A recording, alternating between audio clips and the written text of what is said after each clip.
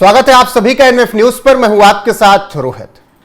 Cricket के खेल में कहावत है, या तो शतक पूरा हो जाए या फिर पार्टी यानी टीम आपकी जीत जाए तो जश्न मनाना बेहतर होता है। लेकिन यही बात लागू होती है राजनीतिक क्षेत्र में भी। या तो आप सरकार बना लें या तो अच्छी खासी सीट जीत लें जिसकी वजह से आप सामने वाले को चैलेंज कर जाएं, तब जश्न मनाना अच्छा है।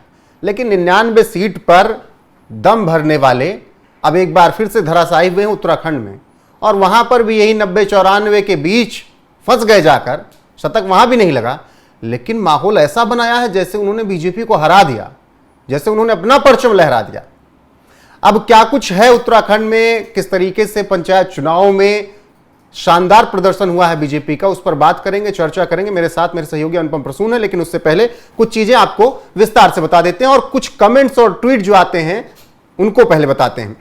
अजीत सिंह राठी ने लिखा है, कई साल से सर पर दौड़ रहे चुनावी अश्वमेध यज्ञ के भाजपाई और इन तमाम चीजों को उन्होंने लिखा कि उस घोड़े को कोई नहीं रोक पाया, और उत्तराखंड पंचायत चुनाव में विरोधियों ने कई जगह रोका भी, लेकिन जिला पंचायत सदस्य की कुल 358 में से 320 सीटों पर चुनाव लड़ रही भाजपा 114 सीटों पर जीत हुई। और अब भले ही भाजपा अपने बागियों को अपनी गिनकर, ये तमाम विरोध माहौल बनाने की कोशिश की गई। ये वो लोग हैं जो कि ये बताने की कोशिश कर रहे हैं कि बीजेपी हार गई, जो चुनाव नतीजों से पहले ही ये घोषित कर रहे थे कि बीजेपी हार गई है। और दूसरी चीज, मैं एक चीज और आपको बताना चाहता हूं।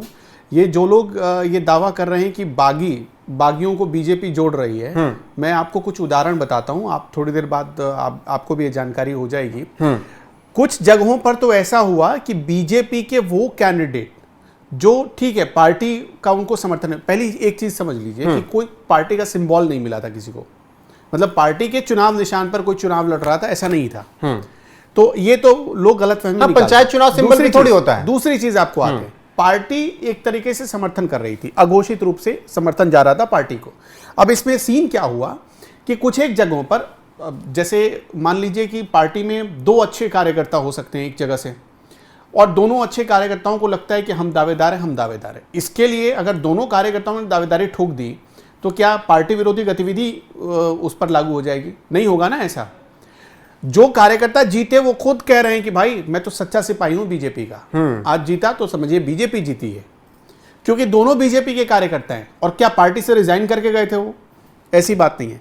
और ये जो आप ट्वीट पढ़ रहे हैं, मैं चाहता हूं कि आप एक बार फिर से ये ट्वीट दिखाएं। ये वो लोग हैं जो बीजेपी को हराने की जल्दी में हमेशा रहते हैं, ये आज की बात नहीं है, हमेशा रहते हैं, और इसके कई प्रमाण लोगों ने देखे भी हैं। उसके बाद अब सोशल मीडिया का दौर है, और आपको तो पता ही है कि अगर एक्स पर कोई कुछ लिख रहा है तो तुरंत ग्रोक फैक्ट चेक कर देता है। और ग्रोक ने यहाँ पर फैक्ट चेक किया है। ये आप बताइए, जरा पढ़ के सुनाइए। बिल्कुल, सबसे पहले फुल फ्रेम दिखाएगा ये ट्वीट्स किस तरीके से लुटियंस मीडिया ने लिखा, और इसके अलावा अजीत सिंह राठी ने लिखा, और तमाम ट्वीट्स इस तरीके से आए हुए हैं। और उत्तराखंड के पंचायत चुनाव परिणामों ने राज्य की राजनीति में नया संदेश दे दिया। कांग्रेस ने इस बार गढ़वाल से लेकर कुमाऊं तक पंचायत चुनाव में जबरदस्त प्रदर्शन किया।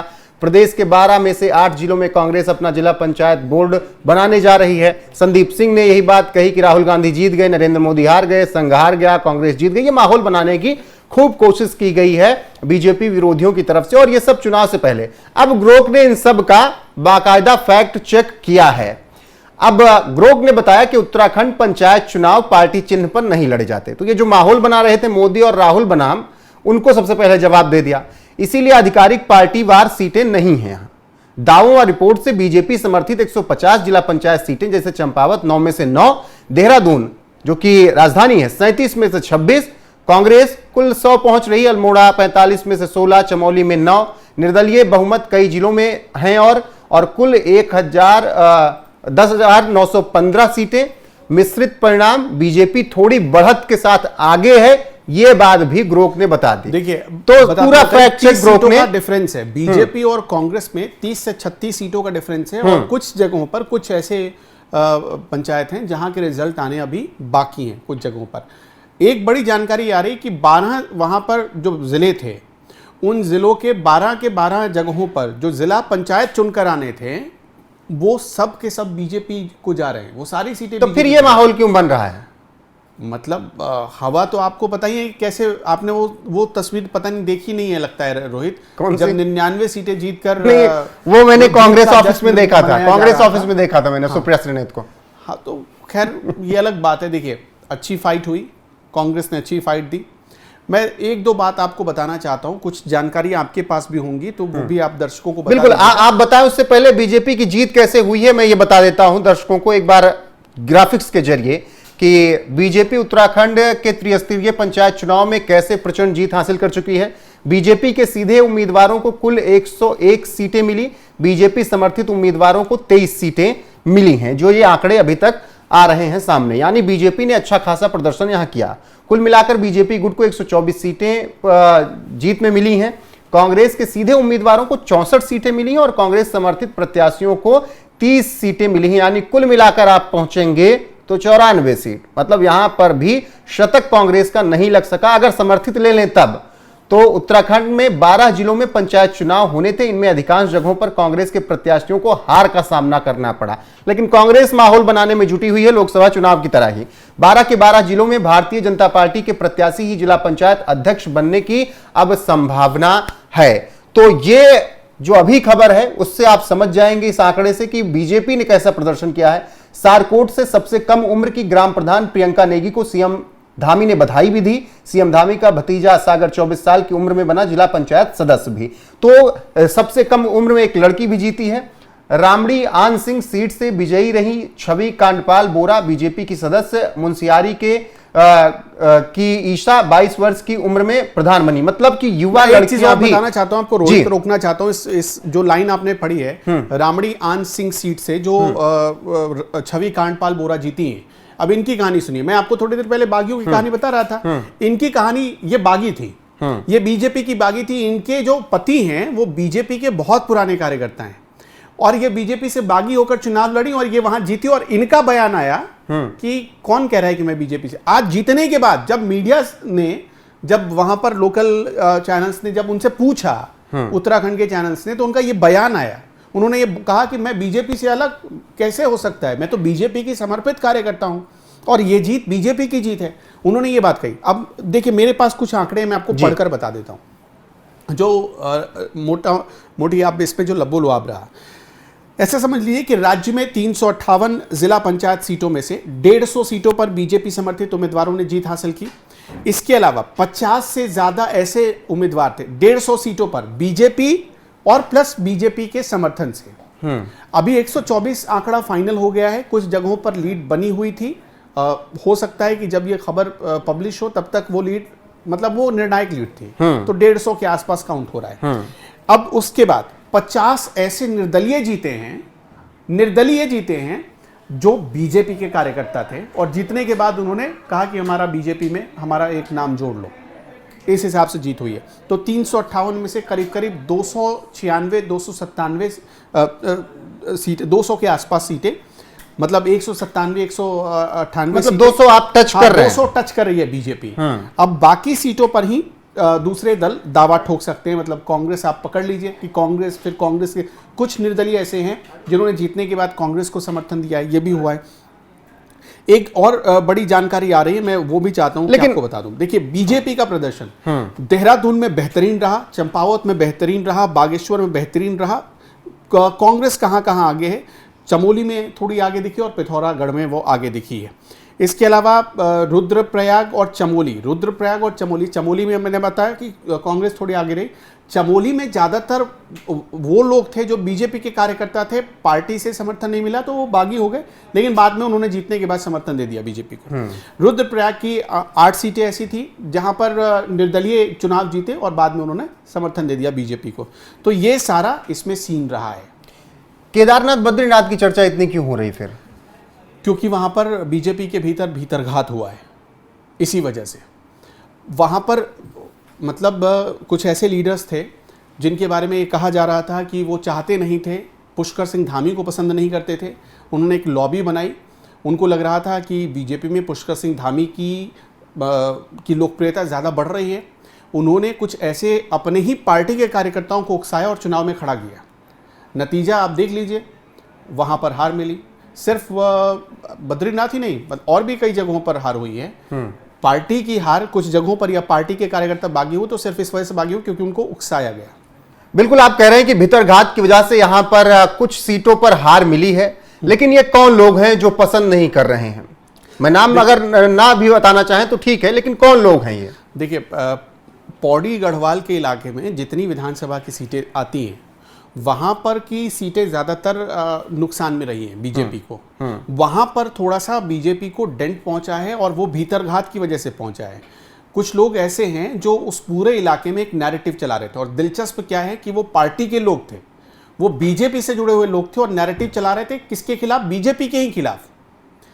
मतलब आप समझ रहे हैं, वहां के पार्टी ने जिसको समर्थन दिया, अब पार्टी के कैडर तो ऐसे ही मतलब मोटिवेट होते हैं ना, पार्टी हमेशा नए चेहरों को मौका देना चाहती है, युवा चेहरों को मौका देना चाहती है, जो कार्यकर्ता समर्पित होता है उसको मौका देना चाहती है। और उन लोगों को ऐसा लगा, जैसे ये तो सबको पता है कि बीजेपी में पैरवी वाला सिस्टम खत्म हो गया है, तो वो लोग बहुत पैरवी लेकर पहुंचे थे। एक बड़े नेताजी हैं, मैं नाम नहीं लेना चाहता हूं उनका, उनके साथ बहुत सारे लोग थे, वो पैरवी लेकर पहुंच रहे थे कि नेताजी हमारा नाम आगे करवा दो। नेताजी की चली नहीं। अब चली नहीं, वो देखिए उसमें क्या है, नेतृत्व तय करता है। प्रदेश नेतृत्व ने क्या देखा होगा, प्रदेश की अपनी कार्य करने की के तरीके हैं प्रदेश के, तो उस हिसाब से सोचकर विचार कर योग्य लोगों को वहाँ पर उम्मीदवार बनाया गया। लेकिन उनके खिलाफ पार्टी के भीतर ही कुछ लोगों को उकसाया गया, भड़काया गया, नतीजा कि वो विरोधी कैंडिडेट बन गए। और विरोधी जब बने तो वहाँ पर पार्टी को उन्होंने नुकसान पहुँचा दिया। बिल्कुल, हालांकि हारने के बाद, नतीजे आने के बाद उनको अब इस बात का बहुत रिग्रेट भी हो रहा है, बहुत सारे लोगों को रिग्रेट हो रहा है, और उनको ये भी लग रहा है कि हम नेताजी के पास क्यों चले गए।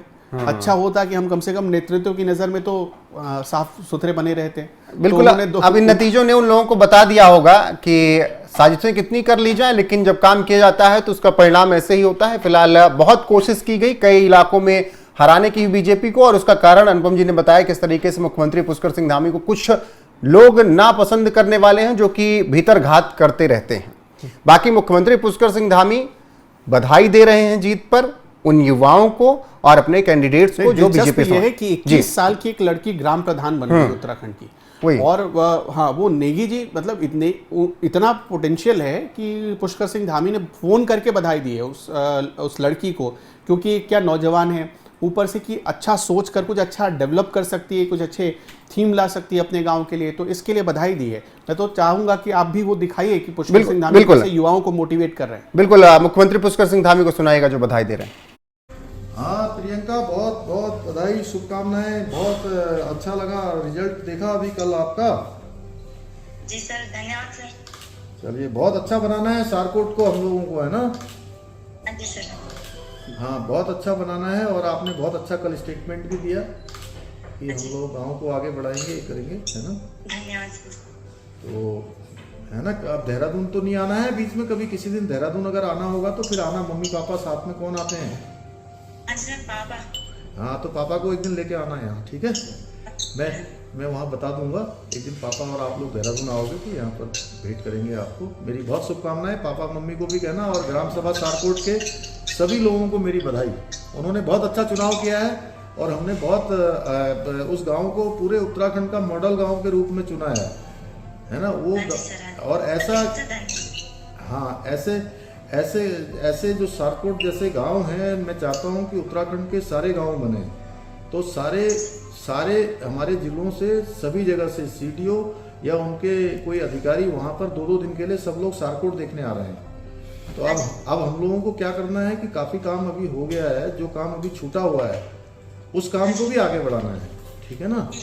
और लोगों को रोजगार से भी जोड़ना है, स्वरोजगार से भी जोड़ना है। हमारी माताएं बहनें जो काम करती हैं उनके काम को भी और आगे बढ़ाना है। आप लोगों ने अच्छा वहाँ पर मधु पालन का, दूध पालन का, सब्जी का, है ना, बुनाई का, सिलाई का, ये सब काम भी जो है और आगे बढ़ाना है। चलिए, मेरी बहुत शुभकामनाएं हैं। चलो, बहुत मेरी शुभकामनाएं। अच्छा रहेगा और अच्छा करो, खूब आगे बढ़ो, ठीक है? ठीक है, ठीक है, नमस्कार।